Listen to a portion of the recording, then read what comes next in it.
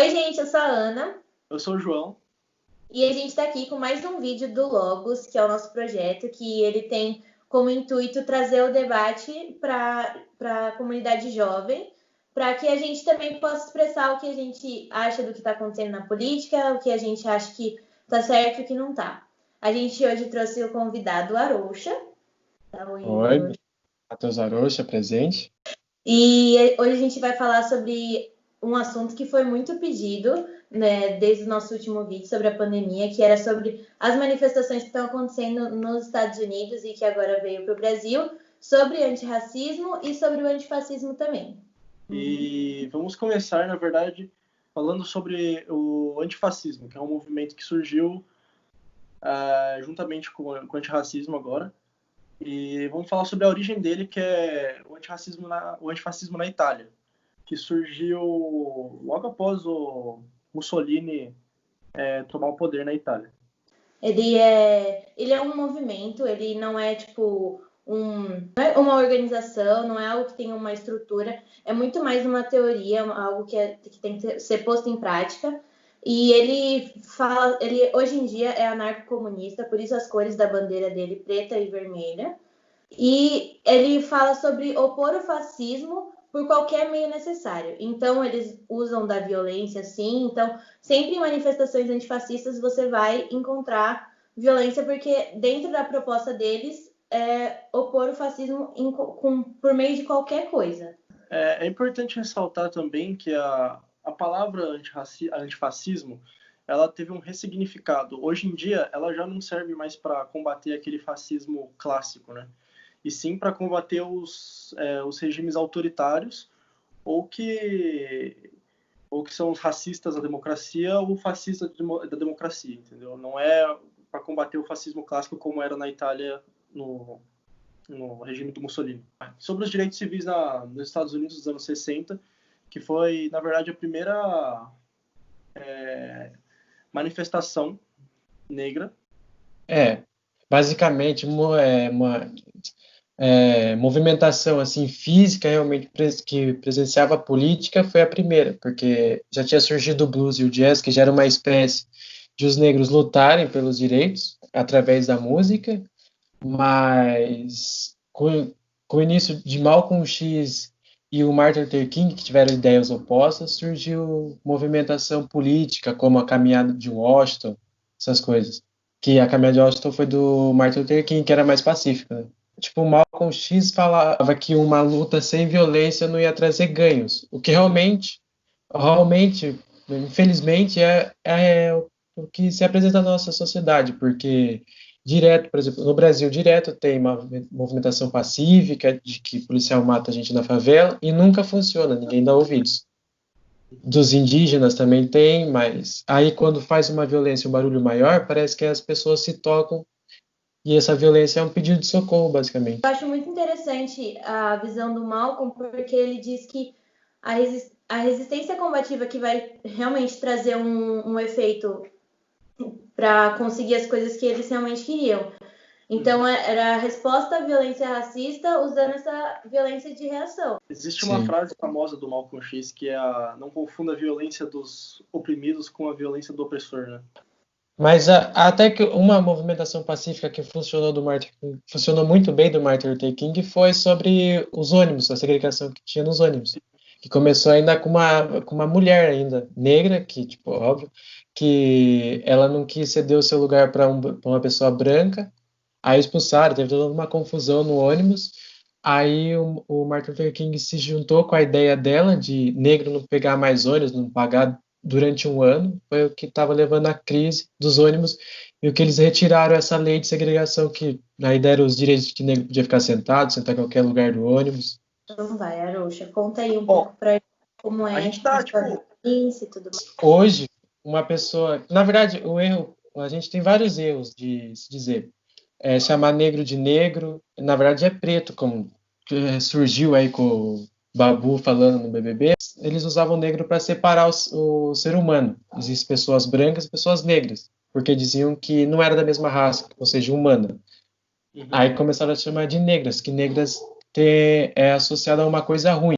E tem vários racismo assim que a gente nem imagina que a gente fala no dia a dia, mas que é, por exemplo, criado mudo, é, denegrir, tudo provém do racismo, da época de escravidão, essas coisas que se fala hoje em dia. A pior coisa de você andar na rua à noite, eu volto do meu trabalho, acaba 11 horas lá, né? Se eu volto à noite e vejo um carro de polícia, eu não vou me sentir seguro. Eu tenho medo pelo que já aconteceu, pelo que eu já vi Ah, acontecer. Já aconteceu comigo. E isso é uma das piores coisas, uma das piores coisas, uma das coisas que não faz o menor sentido. Você devia ver o carro da polícia e se sentir seguro. É, inocente é... sim.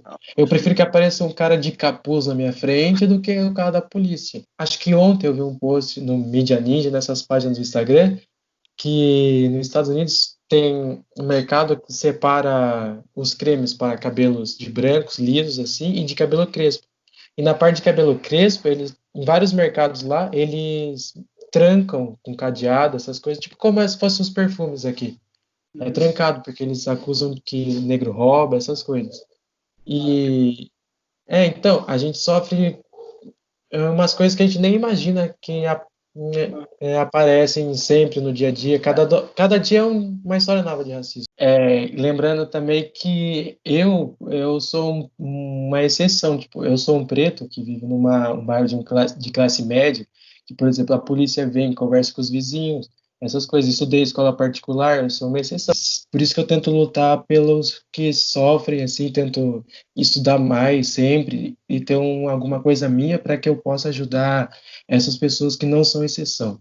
E isso que eu acho que as pessoas deveriam entender, principalmente alguns pretos que são meio que falam que eu consegui lutando, sofrendo racismo, deviam entender que a pessoa, às vezes, muitas vezes é exceção e exceções não podem ser usadas como exemplo. no Brasil é um racismo mais estrutural e mais velado, né? Por fora É, fala que é racista, mas por dentro sabe? sim, Mesmo é aquela história, né? conscientemente. É aquela história, né? Muito da hora o estilo daquele, né, da cultura rap, assim, que é mais o pessoal preto. Eu vou querer atribuir para mim, mas eu não sinto a dores que eles sentem. Eu só vejo a parte mais bonita Sim. que eles têm, mas não vejo a parte mais sofrida que existe. Esse é o principal ponto do racismo hoje no Brasil também. Uhum. E esses racismos sempre vai existir. Por exemplo, eu com meu cabelo assim, eu não consigo arranjar um emprego formal. Sempre, o cara sempre vai falar, mas não dá pra mudar um pouco, mudar seu estilo. Uhum. Querendo ou não, o dread trans é parte da cultura. E mesmo É, assim é vista com certo preconceito. sim. Falar sobre o fascismo no passado e o fascismo de hoje.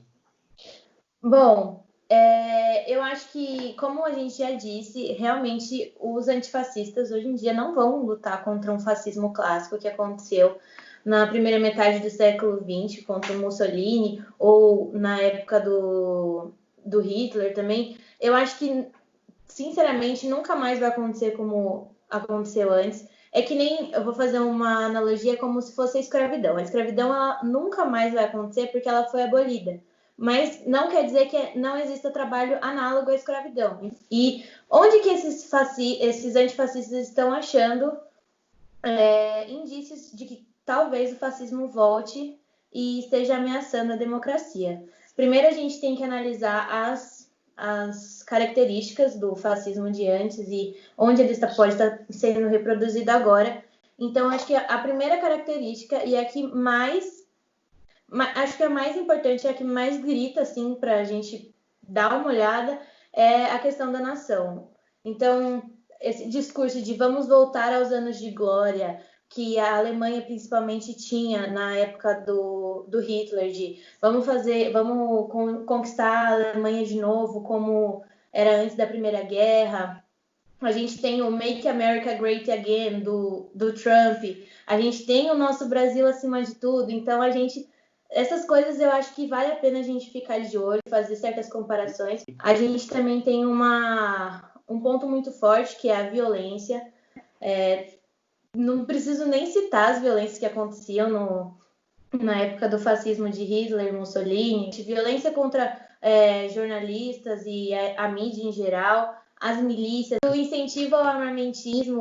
Como eu mesmo disse, né, o movimento antifascista ele tomou um novo significado, ele ressignificou a luta contra o fascismo. A luta contra o fascismo agora é contra um governo que se mostra autoritário e um governo que se mostra racista e fascista democraticamente.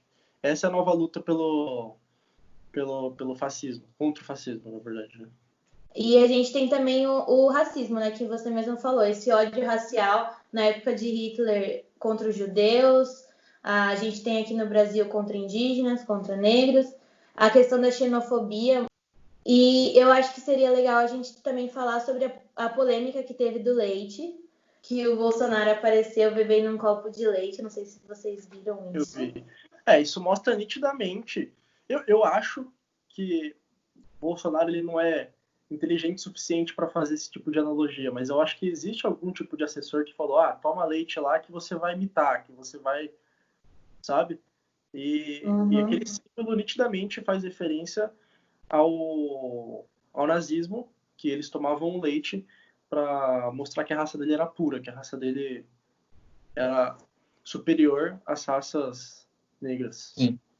E não tem como não ser aquele ministro secretário da Cultura que fez aquele pronunciamento. O Alvin e o Goebbels ficaram exatamente iguais. Eu vou até colocar uma foto que eles estão exatamente iguais, que era um dos ministros nazistas do Hitler. Então, se não fosse um sinal de que a gente está caminhando para alguma coisa parecida com o fascismo, seria muita falta de zelo de muita coincidência. Coisas. Não tem como mais duvidar. Tipo, em 2018, tudo bem. Eu mesmo duvidava em 2018. Achava que o Bolsonaro ia ser mais um presidente burro, preconceituoso, que teve lá e que não ia fazer nada, ia só fazer merda. Mas, não sei se vocês podem falar merda, perdão. Pode. Mas... E falam, não, mas não tem... isso é coisa da cabeça, mas... Entre a nomeação do Hitler e a eclosão da Segunda Guerra Mundial foram 6 anos. Então, não acontece de uma hora para outra. A gente tem que ficar atento para que isso não aconteça também com a gente. Bom, e aí agora a gente tem o ponto que, para mim, é o principal, que são as manifestações, que é o que a gente está vivendo nesse momento. O estopim foi a morte por asfixia do homem negro George Floyd por um policial branco. Isso trouxe uma revolta social por meio de manifestações, que acho que até agora estão durando, essas manifestações, eles não pararam. E acho que a questão aqui é ir ou não ir na manifestação, né? Por conta da pandemia, né? Ao mesmo tempo que você luta pelos seus direitos, pela igualdade, por um basta na violência policial contra a comunidade preta, e também contra governos autoritários, tem uma pandemia rolando, e até aonde isso é perigoso ir à rua e fazer tanta aglomeração quanto uma manifestação faz. É meio difícil essa de ir e não ir, porque o racismo mata pessoas há centenas de anos, se for pensar. E matou muito mais que o coronavírus. E é uma coisa que mata americanos, norte-americanos, sul-americanos, todo santo dia, principalmente. O Brasil é o país com mais mortes de pretos assim e nunca se fez nada. Como diz o Emicida, né, que é um dos caras mais umas pessoas mais influenciadoras do movimento negro hoje, que já era para o país ter pego fogo bem antes, ano passado, com a morte, 80 tiros numa pessoa não tem explicação. Já era para ter pego. Isso mostra o nosso sentimento colonialista norte-americano. O Brasil, ele mata 17 vezes mais que os Estados Unidos, pessoas pretas. Ele mata 17 vezes mais e precisa um cara morrer lá pra gente poder se movimentar aqui, entendeu? A gente precisa que outros países mostrem pra gente fazer igual, sabe? Sendo que a gente tem muito mais motivos pra fazer também. E na real, o Brasil tem vários movimentos negros, indígenas. Tem, mas as pessoas... elas se preocupam muito mais em mostrar por redes sociais para tentar, sei lá, falar que é uma boa pessoa, mas ninguém presencia e as pessoas desconhecem, porque as pessoas não se interessam. Age muito, e o que pode matar também sobre ir não ir, com essa doença que não pode agir muito na emoção também, porque não adianta nada. 30 pessoas, vamos supor que esteja, no mínimo 30 pessoas da favela, elas vão descer para ir no movimento, que tenha 3 pessoas contaminadas, eles vão levar tudo para lá para cima. A gente E a falou gente no último vídeo, né? Que uma pessoa contaminada é suficiente para contaminar outras 3. E aí vira uma sim, pirâmide. e ainda Exatamente. mais que não tem, tipo, a pessoa não vai desse lado do morro para ir no hospital, não tem Sim. nem como, Uhum. muito difícil. E também essa questão da criação de conflito, eu acho que, óbvio, a gente está vendo dos Estados Unidos, mas também o posicionamento do Bolsonaro não. Ah, Eu acho que essa estratégia, assim, de, tipo, criar conflito é uma coisa que ele vem desde antes. Ele só conseguiu relevância porque ele só criava conflito como deputado. E eu acho que isso vem muito para também tirar a atenção dessa péssima gestão que ele está fazendo a respeito da pandemia, a respeito de tudo, mas mais sobre a pandemia, porque meio que com essas manifestações acontecendo, meio que dividiu o foco, que era antes só a pandemia. Eu acho que ele viu isso como uma oportunidade de criar mais um conflito para ele poder sair um pouco de cena, sabe? Ele aproveita bastante do caos que ele causa mesmo, em qualquer meio, assim.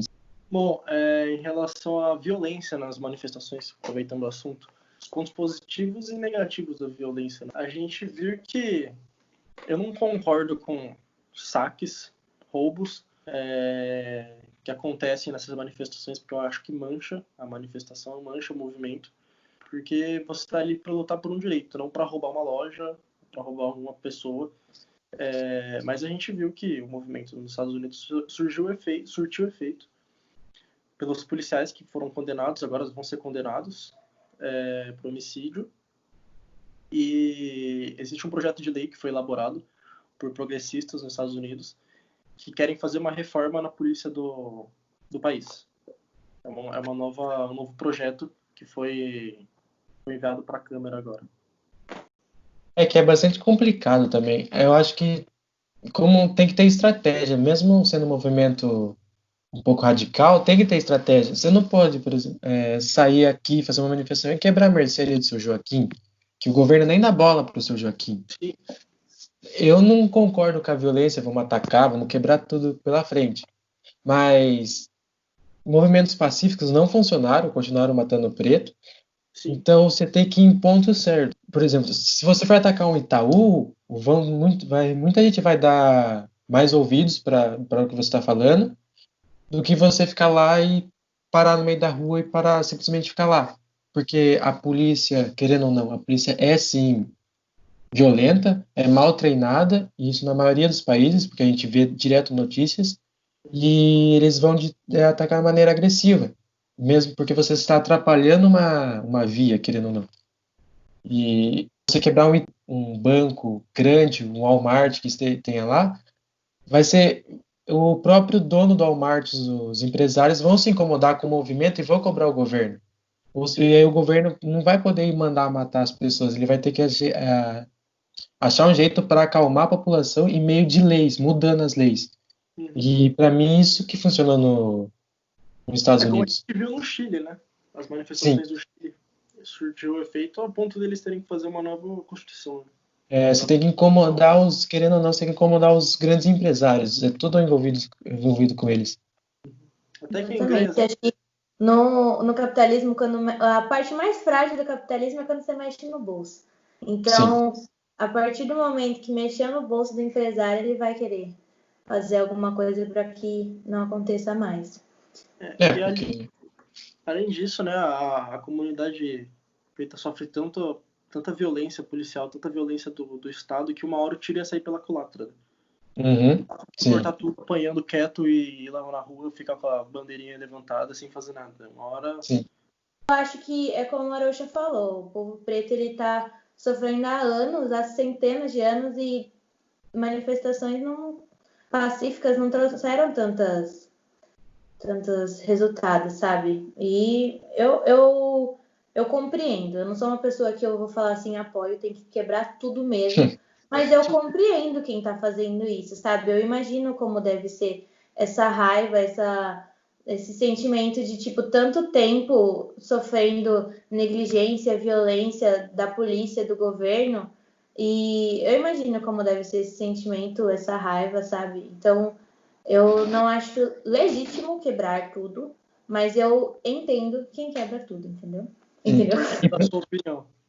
Eu acho que, assim, uma coisa que aconteceu foi o vazamento de sentido que a bandeira antifascista teve, que todo mundo fez coisa no Facebook, trocou as cores. Essa coisa de trocar as cores é uma coisa que pode parecer boba, mas é um movimento anarco-comunista, então tem que ter as cores preta e vermelha. Eu acho que a gente, às vezes, usa de símbolos que a gente nem sabe o que está significando. Já comercializaram broches com Uma paralisação, né?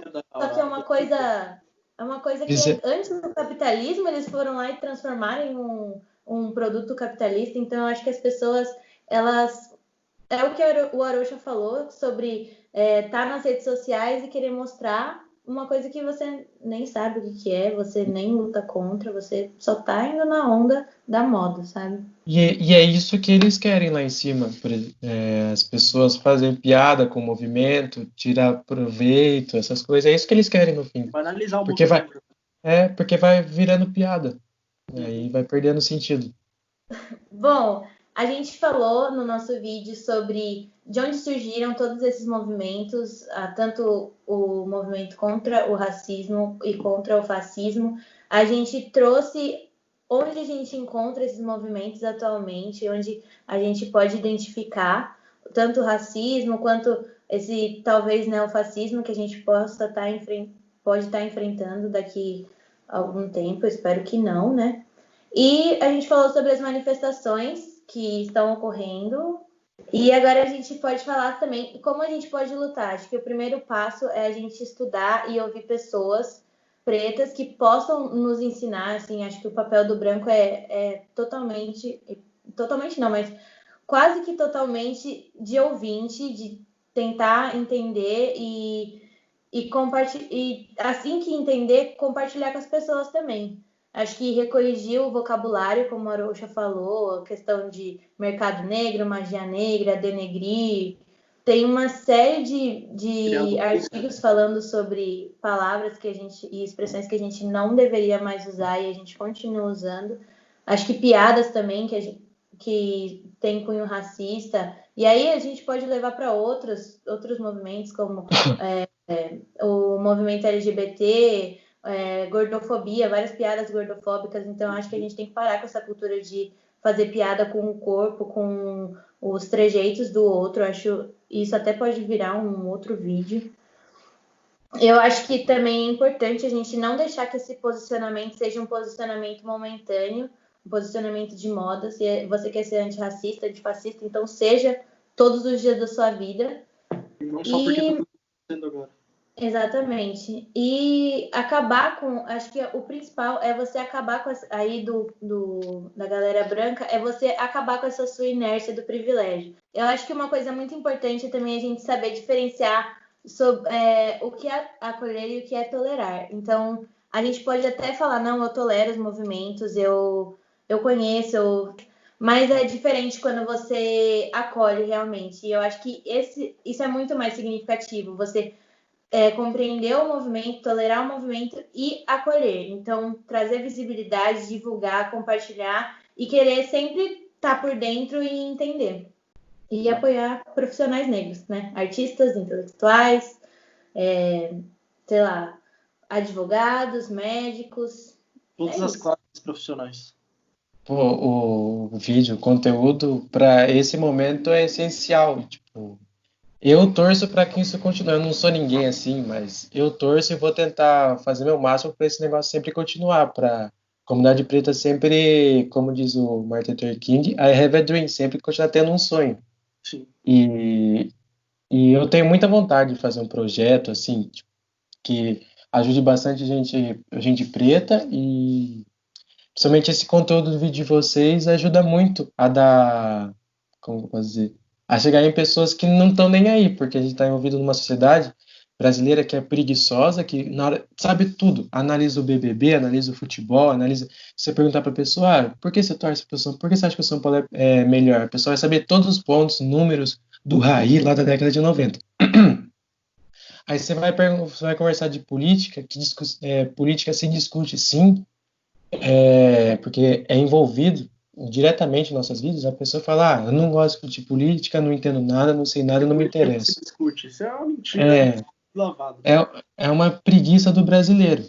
E sobre o racismo, eu acho que o maior problema que a gente tem no Brasil, falar porque é o país que eu vivo, que eu moro, é que a pessoa branca, principalmente um homem hétero branco, sempre quer ter a voz maior do que uma mulher que luta pelo feminismo, do que um homem negro, um homem preto que luta contra o racismo, do que um gay que quer sempre ter uma voz maior, porque eu acho que isso daí não é tal coisa, não é um ato, é uma brincadeira, é um negócio que já está aí, que não foi a gente. E não, você sempre tem que ouvir quem sofre com isso. É um clichê que sempre é falado, mas tem que ouvir sempre.